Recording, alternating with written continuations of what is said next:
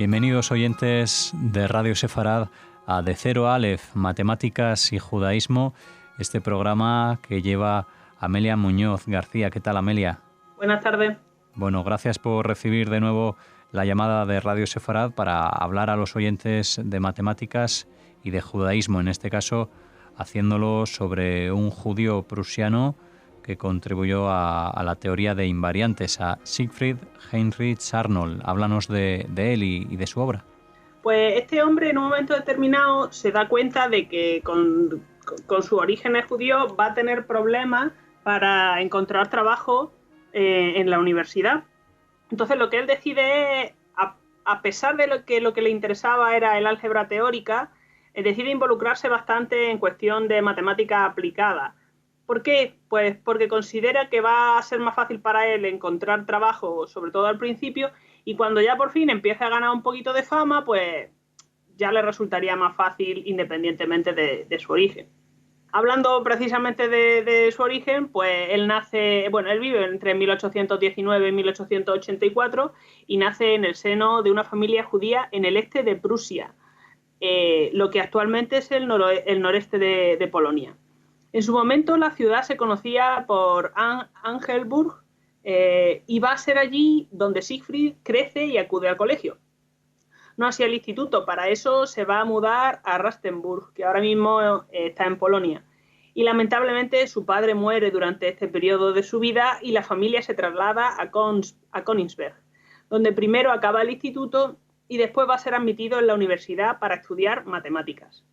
Pasará allí entre 1841 y 1884, cuando decide trasladarse a Berlín siguiendo a Jacobi. Jacobi fue un matemático alemán judío que destacó por sus contribuciones en ecuaciones diferenciales y fue un profesor muy influyente en los estudios de Aaron Hall. ¿Por qué? Pues porque Aaron Hall formaba parte del seminario que daba Jacobi en Königsberg y además Aaron Hall toma parte en las competiciones de problemas de matemáticas que organiza Jacobi y por 2 veces va a recibir un premio a la resolución de problemas, dado que tanto Jacobi como aquellos otros que llevaban el seminario eran los que planteaban esos problemas, va a ser él quien fomente su interés por las ya mencionadas ecuaciones diferenciales, que le acercarán a su primera publicación famosa. En Königsberg, Aaron Hall va a completar sus estudios con ciencias naturales, y algo similar va a hacer al irse a Berlín en 1844, pero esta vez él se va a decantar por la física. Es muy probable que buena parte de su interés en ella se deba a que ofrecía el contexto perfecto pues, para poner en juego y desarrollar estudios de matemática aplicada. No solamente Siegfried va a tener muy claro que quiere estudiar matemática aplicada, sino que tiene muy claro el porqué. El hecho de que no quisiera desde el principio trabajar para instituto y que ni siquiera llegara a plantearse el hacer el examen que lo habilitaría como profesor de instituto, le limita mucho las opciones al principio de su carrera. ¿Y qué es lo que va a hacer? Pues concentrarse en la salida laboral que en ese momento le queda abierta, que va a ser dar clases particulares o ser tutor de estudiantes de otras carreras. Entonces las carreras técnicas suelen tener muchas matemáticas, pero aplicadas a unas áreas del conocimiento muy específicas. Y esto es lo que va a conseguir al estudiar física, sentar para sí mismo una base sólida de conocimientos que puede aplicar en arquitectura, por ejemplo, como veremos posteriormente. Sin embargo, como comentaba antes, lo que a él le interesa eran las matemáticas puras, y en esto va a centrar sus esfuerzos investigadores. Uno de los artículos que va a surgir debido a esto es sobre funciones homogéneas de tercer grado y 3 variables, que se publica en 1849 y posteriormente va a servir como argumento para apuntalar su doctorado que obtiene en 1851. Comentando un poco a qué se refiere este artículo, pues miren, una función se dice homogénea si puede meter y sacar factores de los argumentos haciendo los ajustes necesarios. Vamos a poner un ejemplo. Si tú tienes la función f de x igual a x al cubo, entonces tú puedes aplicar este elevar al cubo a una x o lo puedes aplicar, por ejemplo, a 2x. Y entonces, ¿qué te sale? Pues te sale 2 al cubo, x al cubo, es decir, 8x al cubo, que es básicamente lo mismo que antes, la x al cubo, pero con un factor multiplicando antes. Podríamos decir que las dos funciones son de la misma especie, ¿no? Pero que va una disfrazada y la otra no. La del 8 iría disfrazada. Entonces, la única diferencia real va a ser esa, y a la hora de estudiar el comportamiento van a tener comportamientos bastante similares. 3 variables va a significar que aparecen 3 letras en vez de una.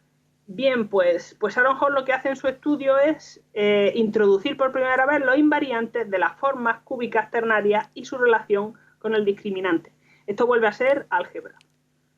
En 1850 le ofrecen un puesto como tutor de los hijos de una acaudalada familia vienesa, que él va a aceptar, y se traslada a Austria. Y este mismo año se hace miembro de la Sociedad de Física de Berlín, ocupando un puesto de editor de los informes mensuales. Él sigue manteniendo el contacto con la universidad y por fin en 1851 recibe el doctorado en la Universidad de Königsberg por su tesis titulada Sobre un nuevo principio algebraico, que amplía el tema del artículo de 1849. Gracias a ambos textos va a recibir, como hemos dicho, el doctorado, en una facultad donde llevaba sin estudiar varios años. Y lo va a hacer allí porque donde él estaba asociado no estaban concediendo doctorado en aquel momento. Entonces se podría decir que ya empieza a precederle un poco la fama. Y esto se traduce pues en que le ofrecen un puesto de profesor extraordinario en la Real Academia de Arquitectura de Berlín. Allí se vuelve con carácter definitivo, además desde el punto de vista laboral, ya que va a trabajar con los arquitectos el resto de su carrera. Pero no de manera exclusiva. En 1852, por ejemplo, va a ocupar un puesto durante 2 cursos como profesor extraordinario en la Escuela de Artillería e Ingeniería. Llega en 1860 y va a ser ascendido a profesor ordinario, y además lo contratan en el Instituto de Industriales. Entonces, él considera que por fin tiene la seguridad laboral suficiente como para sentar la cabeza, y se casa con Marie Hain, con quien va a tener 3 hijos. Volviendo a la investigación de Aaron Hall, durante esta época publica su artículo más influyente, Justificación de la teoría de invariantes. Es un artículo largo, podríamos decir que es un tratado, y la teoría de invariantes es una rama del álgebra que trata sobre acciones de grupo, que son tipos de funciones, en variedades algebraicas, estudiándolas desde el punto de vista de sus efectos en otras funciones. Otra manera de ver esto, pues la teoría de invariantes tradicionalmente lo que hace es estudiar cómo se define de manera explícita funciones polinómicas que no se alteran, es decir, que no varían, después de aplicarles las transformaciones de un grupo lineal dado. Casi de manera simultánea a Aaron Hall, otros matemáticos, como por ejemplo Sylvester, Cayley, Chebs y Hess, van a estar trabajando en lo mismo, pero Aaron Hall es el primer alemán que trabaja al respecto.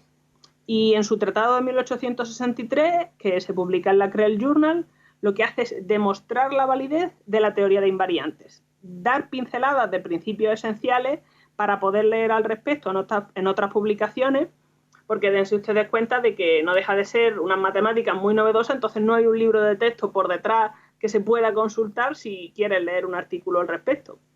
¿Y qué más va a hacer? Pues trata tanto casos particulares como la teoría en general, y eventualmente deduce ecuaciones diferenciales parciales lineales de primer grado, con coeficientes también lineales, que se conocen actualmente como las ecuaciones de Aaron Hall.